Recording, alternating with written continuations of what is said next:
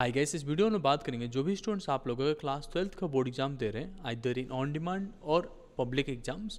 तो आप लोग का अगर subject physical education and yoga है तो आपको प्रैक्टिकल फाइल्स क्रिएट करना जरूरी होता है। और प्रैक्टिकल फाइल्स कैसे बनेगा वो मैं बताने वाला हूँ, आपका रिकॉर्ड फाइल कैसे रहता है, उसके बाद से वाइवा क्वेश्चंस एंड आंसर्स बताने वाला हूँ और गाइडलाइंस भी देने वाला हूँ कि प्रैक्टिकल फाइल्स कैसे बनते हैं, कितने मार्क्स रहते हैं, कैसे डिस्ट्रीब्यूटेड रहते हैं। ठीक है, अभी तो ऑन डिमांड में प्रैक्टिकल फाइल्स नहीं क्रिएट हो रहे हैं बट पब्लिक एग्जाम्स में होते हैं। और पब्लिक एग्जाम्स में जो है आपके एग्जाम्स फिजिकल एजुकेशन एंड योग जो सब्जेक्ट होता है उसका जो मार्क्स डिस्ट्रीब्यूशन होता है वो फॉर्मेटिव एंड समेटिव बेसिस पे होता है। फॉर्मेटिव में आपको 5 पीसीपी क्लासेस देने होते हैं, जैसे ये 5 पीसीपी क्लासेस, फर्स्ट हो गया, सेकंड पीसीपी हो गया, थर्ड पीसीपी रहेगा, फोर्थ और फिफ्थ पीसीपी। उसके बाद से सिक्स्थ पीसीपी जो होता है एज अ एक्सटर्नल होता है, उसी को हम लोग प्रैक्टिकल एग्जाम्स बोलते हैं और वो प्रैक्टिकल एग्जाम्स के लिए अटैम्प्ट करना पड़ता है। तीन दोनों को 50-50 का वेटेज दिया जाता है। तो जो फॉर्मेटिव असेसमेंट है जिसको 5 पीसीपी के बेसिस मिलता है उसमें आपको कुछ 15 मार्क्स टोटल मिलते हैं। टोटल एक मार्क्स जो रहता है वो 30 का रहता है, उसमें से 15 मार्क्स आपको 5 पीसीपी मिलेगा और बाकी 30 मार्क्स आपका सिक्स्थ और फाइनल पीसीपी में मिल जाता है। अब कैसे आपको मार्क्स डिस्ट्रीब्यूटेड रहते हैं, आप अगर पीसीपी क्लासेस अटेंड करते हैं तो ये मार्क्स मिलते हैं। रिकॉर्ड फाइल्स बनाते हैं तो ऑब्वियसली रिकॉर्ड फाइल आपका बन गया, इट मीन्स कि आपने सारे पीसीपी क्लासेस लिए हैं तो ये 15 नंबर यहाँ से मिल जाता है। बाकी आप एग्ज़ाम्स में अटैम्प्ट लेते हैं तो आपको ये सारा कुछ मिल जाता है। अब एक और चीज़ का ध्यान रखिएगा, अगर पीसीपी क्लासेस आप अटेंड करते हैं लेकिन प्रैक्टिकल एग्जाम में अटैम्प्ट नहीं करते हैं तो आपको मार्क्स टोटल 0 बन जाता है और एब्सेंट्स होके जाते हैं। ठीक है, तो ये ध्यान रहे कि आपको ये परफॉर्म करने के साथ साथ आपको ये भी करना पड़ता है। ठीक है, अब आपको ऊपर के समझ में आ गया पीसीपी क्लासेस वगैरह करना क्यों ज़रूरी है। अब यहाँ पे आपके जो है 2 एक्टिविटीज़ करने पड़ते हैं आउट ऑफ 3 और उसके बेसिस पे आपको 10 नंबर मिल रहा होता है और वाइवा के क्वेश्चंस पे आंसर मिल रहा होता है 5 नंबर। टोटल यहाँ पे भी 15 कवर हो गया। वाइवा में क्या क्या क्वेश्चंस रहेगा कुछ इस तरीके से रहेगा, जैसे एक्सपेरिमेंट नंबर 1 के बेसिस पे हमने दे रखा है आपको क्वेश्चन नंबर 1, उसका आंसर। सिमिलर वे में आप नीचे जाएंगे तो जितने भी एक्सपेरिमेंट है सबके वाइवा के क्वेश्चंस हमने यहाँ पे आपको प्रोवाइड कर दिया है। तो यही देख के आपको प्रिपेयर करना है। ये पीडीएफ फॉर्मेट में आपको मिल जाएगा हमारे व्हाट्सअप नंबर पे, मैं आपको व्हाट्सअप नंबर दे देता हूँ। आपका जो एक्सपेरिमेंट्स एंड प्रैक्टिकल फाइल्स में जो निकोर नोटबुक में बनाना है वो भी यहाँ पे दिया है।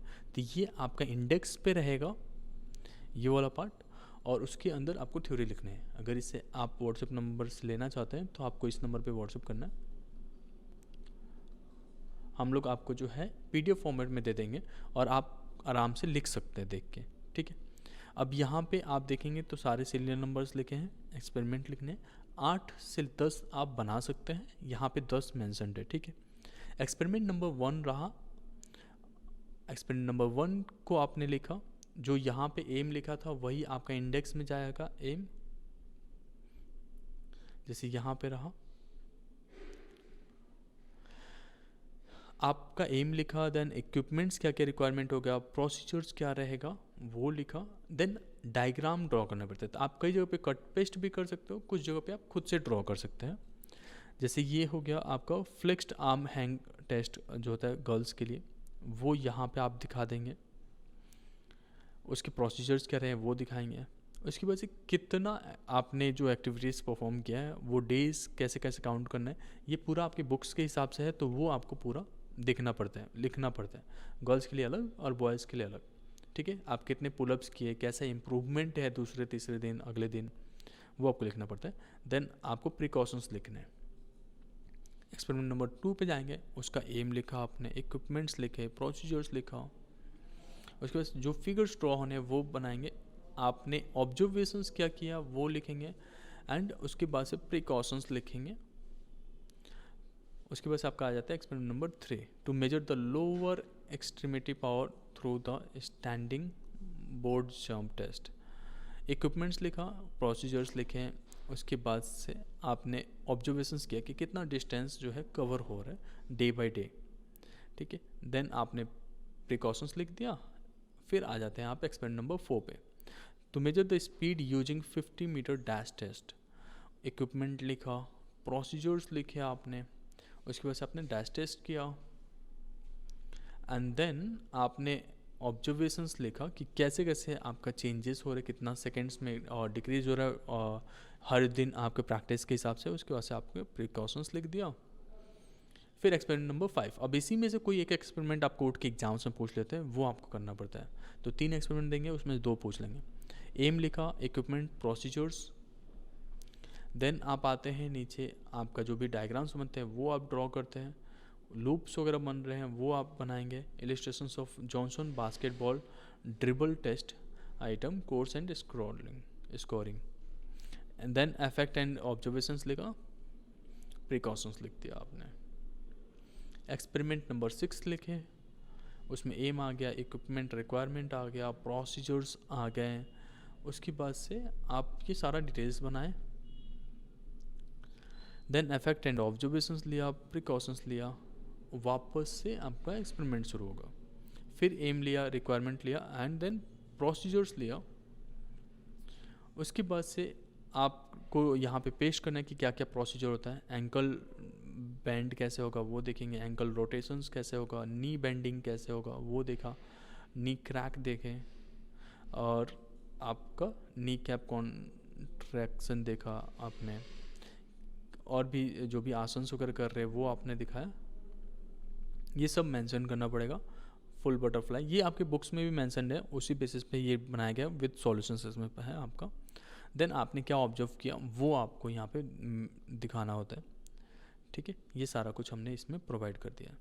देन उसके बाद आपने प्रिकॉशंस लिखे, अगेन आप यहाँ पे एक्सपेरिमेंट लिख दिए, और यहाँ से आपका अगला वाला चैप्टर शुरू हो जाता है, experiment number 8, requirement, then procedures, wrist bending, उसके बाद से wrist joint rotation, elbow bending,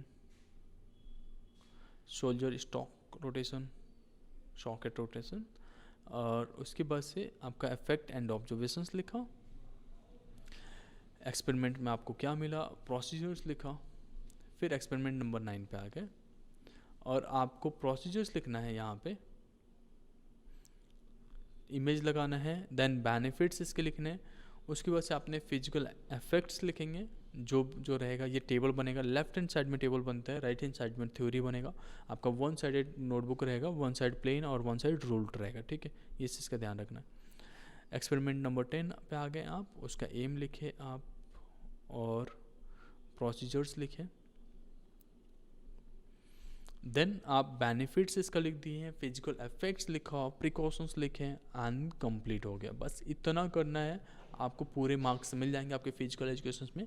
बाकी जो यहाँ पे मैंने वाइवा के क्वेश्चंस बताए हैं वो आपको पढ़ना होता है। और ये तो आपका हो गया, जैसे what are the requirement of performing nadi chadhana pranayama. तो yoga mat, cylindrical cushions and comfortable clothings are needed.